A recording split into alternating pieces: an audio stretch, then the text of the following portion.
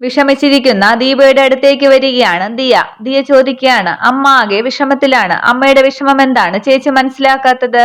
ദേഷ്യപ്പെട്ട് ദീപ ചോദിക്കുകയാണ്, നിനക്കിപ്പോ എന്താണ് വേണ്ടത്? ദിയ പറയുകയാണ്, ഡോക്ടർ ഇക്ബാൽ നമ്മുടെ കുടുംബത്തിന് പറ്റാത്തൊരു ബന്ധം കൊണ്ടുവരില്ല എന്ന് മാത്രമല്ല, ഇതുവരെ സംഭവിച്ചിട്ടുള്ള കാര്യങ്ങളെല്ലാം അദ്ദേഹം അയാളോട് പറഞ്ഞിട്ടുമുണ്ടാകും.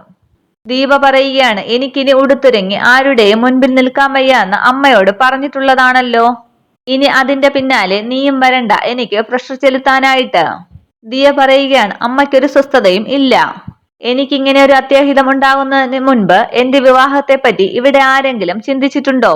അതേപറ്റി നമ്മളാരും സംസാരിച്ചിട്ട് പോലും ഇല്ലായിരുന്നോ? നമുക്ക് രണ്ടാൾക്കും ഒരു ജോലി കിട്ടിയിട്ട് മതി കല്യാണം എന്നായിരുന്നു അമ്മയുടെ നിലപാട്. അതാണിപ്പോൾ മാറിയിരിക്കുന്നത്. അങ്ങനെ മാറാൻ ഒരു കാരണം ഉണ്ടല്ലോ ചേച്ചി. ചേച്ചി നടന്നതൊക്കെ മറന്നിട്ട് സ്മാർട്ടായിട്ട് പഴയതുപോലെ പുറത്തിറങ്ങി നടന്നിരുന്നെങ്കിൽ അമ്മ ഇങ്ങനെ ഒരു തീരുമാനം എടുക്കില്ലായിരുന്നോ? ഇത് കോളേജിൽ വന്നിട്ട് തോറ്റു മടങ്ങിയില്ലേ? കരഞ്ഞുകൊണ്ട് ദീപ പറയുകയാണ്, എനിക്കിപ്പോൾ പുറം ലോകത്തെ പേടിയാണ്. എന്നെ കാണുമ്പോൾ ചിരിക്കുന്ന ഒരുപാട് മുഖങ്ങളുണ്ട്. ആ മുഖങ്ങളിലേക്ക് നോക്കാൻ എനിക്ക് പ്രയാസമാണ്. ദിയ പറയുകയാണ്, അതുകൊണ്ട് തന്നെയാണ് അമ്മ എത്രയും പെട്ടെന്ന് ചേച്ചിയുടെ വിവാഹം നടത്താൻ തീരുമാനിച്ചത്. എനിക്കുണ്ടായ ഈ തിരിച്ചടി ഒരു പരിധിവരെ എല്ലാവരും മറക്കുന്നത് വരെയെങ്കിലും എനിക്ക് അങ്ങനെ ഒരു ചടങ്ങിനെ പറ്റി ചിന്തിക്കാൻ പറ്റില്ല. ഉടുത്തൊരുങ്ങി ചായയുമായിട്ട് ഓരോരുത്തരുടെ മുൻപിൽ ചെന്ന് നിൽക്കാൻ പ്രയാസമാണ് മോളെ എന്ന് കരഞ്ഞുകൊണ്ട് ദീപ പറയുമ്പോൾ ദിയ പറയുകയാണ്, ഒരു പ്രാവശ്യം കൂടി ചേച്ചി അമ്മയെ അനുസരിക്കണമെന്നാണ് ഞാൻ പറയുന്നത്. ദേഷ്യപ്പെട്ട് ദീപ പറയുകയാണ്, എനിക്ക് പറ്റില്ല, നീ നിന്റെ പാട് നോക്കിപ്പോ.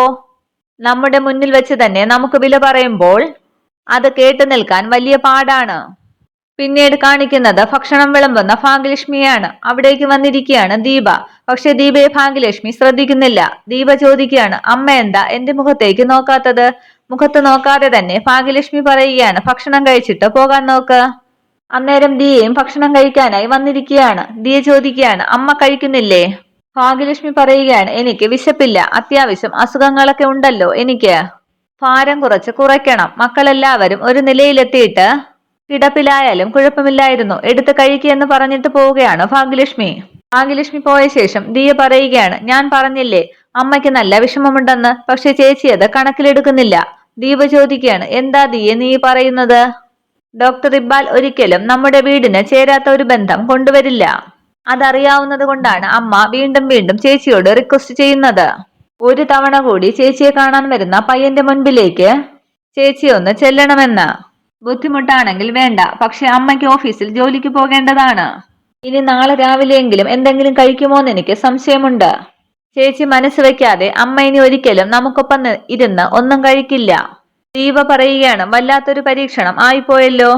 നമ്മളൊക്കെ ചിന്തിക്കുന്നതിനും അപ്പുറമാണ് ചേച്ചി അമ്മയുടെ വേദന. എന്തെങ്കിലും സങ്കടം വരുമ്പോൾ അടുത്തിരുന്ന് ആശ്വാസവാക്കുകൾ പറയേണ്ട ആളാണ് നമ്മുടെ അച്ഛൻ. പക്ഷെ അതിനു പകരം എന്തൊക്കെയാണ് പറയുന്നത്? നമുക്ക് വേണ്ടി മാത്രമല്ലേ അമ്മ ജീവിക്കുന്നത്? അല്ലാതെ അമ്മയ്ക്കായിട്ട് ഒരു ജീവിതമുണ്ടോ? നമുക്ക് ഓർമ്മയുള്ള കാലം മുതൽ നമ്മുടെ അച്ഛൻ അമ്മയെ സ്നേഹിക്കുന്നത് കണ്ടിട്ടുണ്ടോ?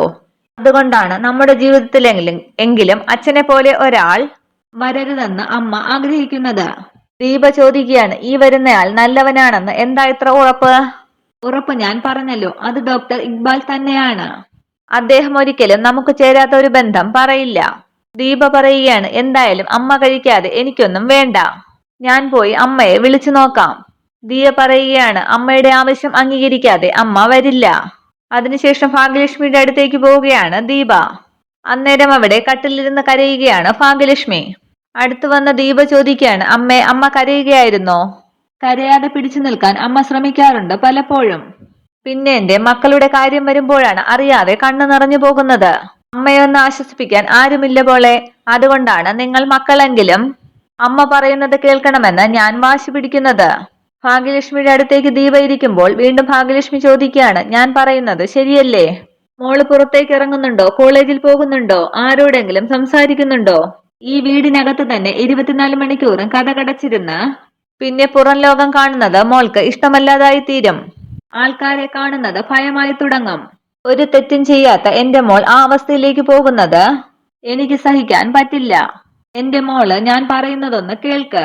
ഒരേ ഒരു തവണ കൂടി ഈ അമ്മയ്ക്ക് വേണ്ടി നാളെ വരാമെന്ന് പറഞ്ഞവരുടെ മുൻപിലേക്ക് മോള് ചെല്ലണം. അവര് നമ്മളെ നിരാശരാക്കില്ല എന്നാണ് എന്റെ വിശ്വാസം. ആലോചിച്ച് ദീപ പറയുകയാണ്, ശരി, ഒരു തവണ കൂടി അമ്മയുടെ ആഗ്രഹത്തിനൊപ്പം ഞാൻ നിൽക്കാം. അതിനുശേഷം എനിക്ക് വയ്യമ്മേ. പെണ്ണ് കാണാൻ വരുന്നവർ പറയുന്ന ഓരോ കുത്തുവാക്കുകൾ കേട്ട് ഞാൻ മടുത്തു. തെറ്റെന്തെങ്കിലും ചെയ്തിട്ടുണ്ടെങ്കിൽ ഇത്രയും കുഴപ്പമില്ലായിരുന്നോ? ഇതങ്ങനെ അല്ലല്ലോ. എനിക്ക് ഒരു തരത്തിലും പറ്റാത്തത് കൊണ്ടാണ് അമ്മയെ വേദനിപ്പിക്കേണ്ടി വരുന്നത്. എനിക്കറിയാം മോളെ. ഞാൻ ഒരുപാട് തവണ ഡോക്ടർ ഇക്ബാലിനോട് വിളിച്ച് കാര്യം തിരക്കി. മോളുടെ അവസ്ഥയും പറഞ്ഞു. അദ്ദേഹം 100% ഉറപ്പ് തന്നിരിക്കുകയാണ് മോളുടെ ഭാഗ്യമായിരിക്കും ഈ പയ്യനെന്ന്. നല്ല കുടുംബത്തിലെ ആരെങ്കിലും എല്ലാം അറിഞ്ഞു വെച്ചുകൊണ്ട് എല്ലാം കേട്ട ശേഷം ഇങ്ങനെ ഒരു കല്യാണത്തിന് തയ്യാറാകുമോ അമ്മേ? നമ്മളെ അറിയുന്നത് പോലെ തന്നെ ഡോക്ടർ ഇക്ബാലിന് ഈ പയ്യനെയും നന്നായിട്ട് അറിയാം. നമ്മുടെ കാര്യങ്ങളെല്ലാം അദ്ദേഹം ജയലാലിനോട് പറഞ്ഞിട്ടുമുണ്ട്.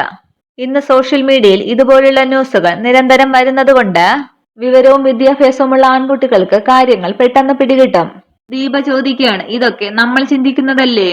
ഇപ്പോൾ എന്നെ പോലൊരു പെൺകുട്ടി ചതിക്കപ്പെട്ടെന്ന് വിചാരിക്കുക. അങ്ങനെ ഒരു കുട്ടിയെ ദിലീപേട്ടന് വേണ്ടി അമ്മ ആലോചിക്കുമോ? ഭാഗ്യലക്ഷ്മി പറയുകയാണ്, ആ കുട്ടിയുടെ ഭാഗത്ത് 100% ശരിയുണ്ടെങ്കിൽ ഉറപ്പായിട്ടും. ദീപ ചോദിക്കുകയാണ്, ആ ശരി എങ്ങനെ തിരിച്ചറിയാൻ പറ്റും?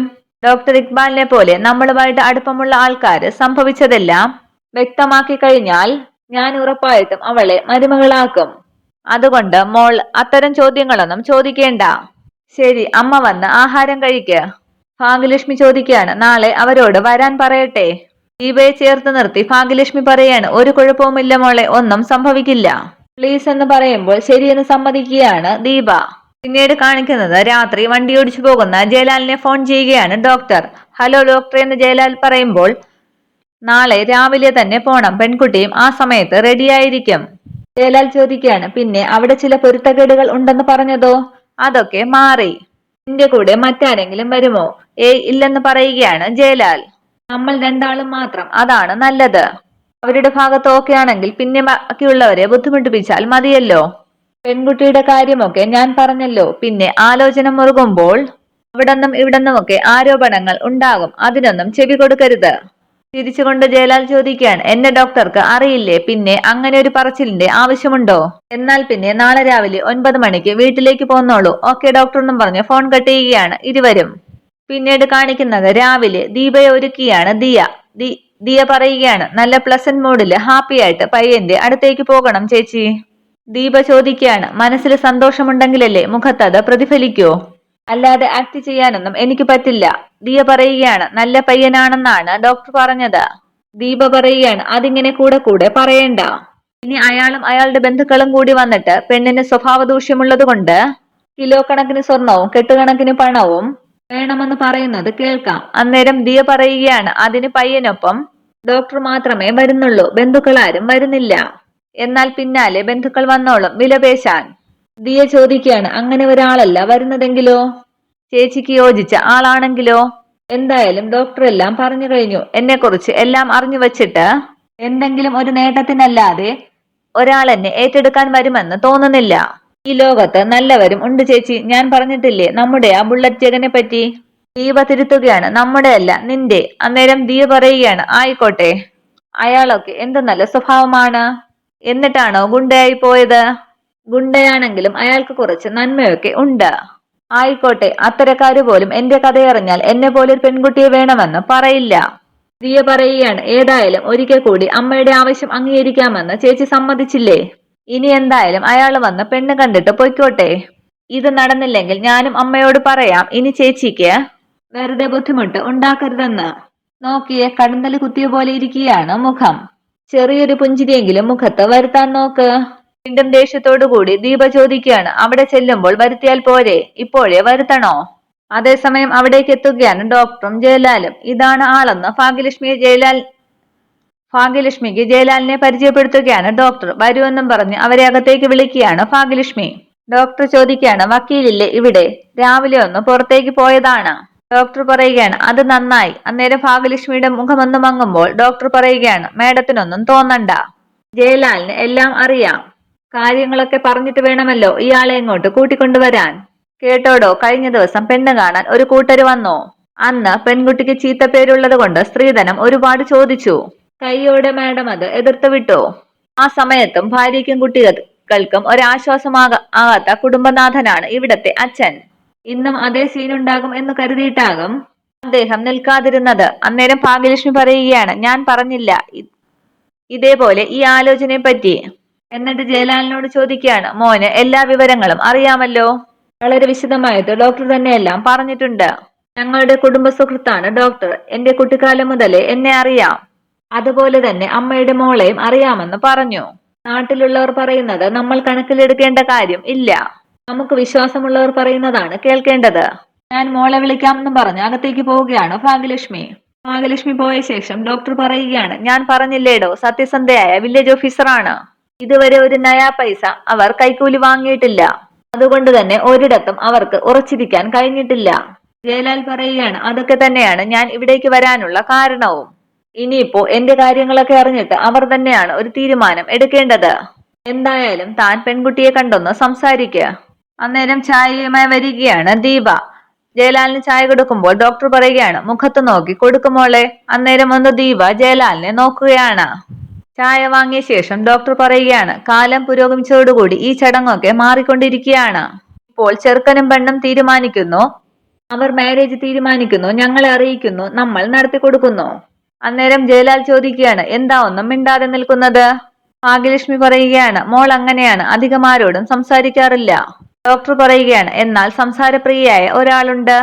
ഇയാളുടെ അനിയത്തി, അതേതാണ്ട് അമ്മയെ പോലെയാണ്.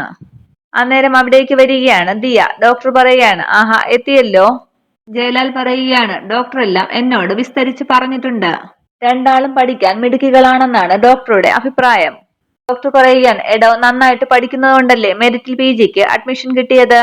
ഫിസിക്സ് ആണ് വിഷയം. അന്നേരം ജയലാൽ പറയുകയാണ്, ഓഹോ, കട്ടി കൂടിയ വിഷയമാണ്. അപ്പോൾ പഠിക്കാൻ മിടുക്കിയാണെന്ന് ഉറപ്പാണ്. ഡോക്ടർ പറയുകയാണ്, മറ്റേയാൾ LLBക്കും. ജയലാൽ പറയുകയാണ്, ഞാനിവിടെ 1-2 കാർ ഷോറൂം ഒക്കെ നടത്തുന്നുണ്ട്. പിന്നെ ഷെയർ മാർക്കറ്റ് സ്ഥാപനമൊക്കെ ഉണ്ട്. ഡോക്ടർ പറയുകയാണ്, നല്ല തിരക്കാണെന്ന് പറയാം. ജയലാൽ പറയുകയാണ്, അത്യാവശ്യം തിരക്കൊക്കെ ഉണ്ട്. പിന്നെ എനിക്ക് ഇദ്ദേഹത്തോടൊന്ന് സംസാരിക്കണം. അന്നേരം ദീപ ജയലാലിനെ ഒന്ന് നോക്കുമ്പോൾ ഭാഗ്യലക്ഷ്മി പറയുകയാണ്, അതിനെന്താ, മോൻ സംസാരിച്ചോ? അത് കേട്ട് ചായ വെച്ച് പുറത്തേക്ക് ഇറങ്ങുകയാണ് ജയലാൽ. മോള് ചെല്ലെന്ന് ദീപയോട് പറയുകയാണ് ഭാഗ്യലക്ഷ്മി.